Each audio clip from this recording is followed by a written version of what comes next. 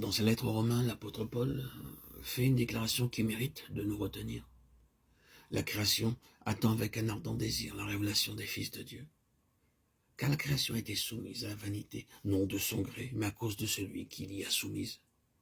Avec l'espérance qu'elle aussi sera affranchie de la servitude de la corruption, pour avoir part à la liberté de la gloire des enfants de Dieu. Car nous savons que jusqu'à ce jour, la création tout entière soupire et souffre les douleurs de l'enfantement. Romains 8, 19, 22. Que veut-il dire en réalité? Quelle est la vraie portée de ces paroles? La création est possédée d'un ardent désir, et cette attente douloureuse se traduit par des souffrances semblables à celles de l'enfantement. Et qu'y a-t-il au fond de tout cela? Un espoir, non pas celui de la dissolution de l'univers à laquelle certains savants voudraient nous faire croire. Cet espoir, cependant, comme les soupirs qu'il provoque, a été délibérément soumis au joug de la vanité, c'est-à-dire qu'espoir et soupir sont vains et provisoirement stériles, jusqu'à ce que se produise un certain événement qui fera tomber le joug. Autrement dit, la fin est en deux temps. D'abord, la révélation du Fils de Dieu. Ensuite, l'affranchissement de la création, de la servitude, de la corruption. Le passage suivant qui nous ramène dans le passé éternel fait le pont entre ce problème-là et le Seigneur Jésus. Le Fils par excellence, ceux qu'il a connus d'avance. Il les a aussi prédestinés à être semblables à l'image de son Fils, afin que son Fils fût le premier-né entre plusieurs frères. Revenons donc au premier passage cité. Il contient une déclaration formelle et un clair sous-entendu. La déclaration formelle, c'est que la création a été soumise à la vanité et que son état actuel, c'est l'esclavage de la corruption.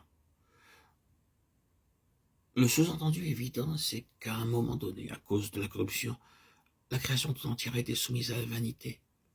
Ses douleurs et ses soupirs ont été frappés de stérilité. C'est dans cet ordre de fait qu'on peut placer l'intervention de Satan dans la création, quelle que soit la nature et l'ampleur de cette intervention. Il est certain qu'à un moment donné, le suprême objectif de Dieu a été mis en échec et qu'un complot savamment ourdi a ouvert la porte à la corruption. Cette corruption devint si universelle qu'elle attira sur la création tout entière la sentence qui voit ses efforts à la vanité. L'effet produit par cette mesure, c'est que la création est incapable de comprendre pourquoi elle se meut sur un plan autre que celui de la sainteté et de la ressemblance de Dieu. C'est ici qu'intervient le cycle immense de la rédemption qui est en Jésus-Christ.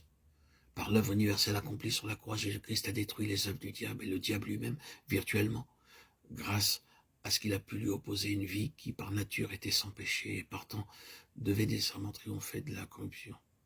L'efficacité de son sang incorruptible, le principe d'une justification et d'une sanctification acquise à tous les croyants, et cela en vertu d'une régénération qui fait d'eux une nouvelle création en Jésus-Christ.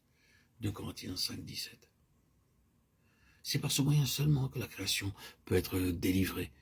Quand ces fils de Dieu, une fois au complet, seront manifestés, quand tous ceux qui auront refusé le salut auront été bannis de l'univers de Dieu, alors la création sera délivrée. Sa destination originelle sera atteinte. Christ sera tout, et en tous, et en tout.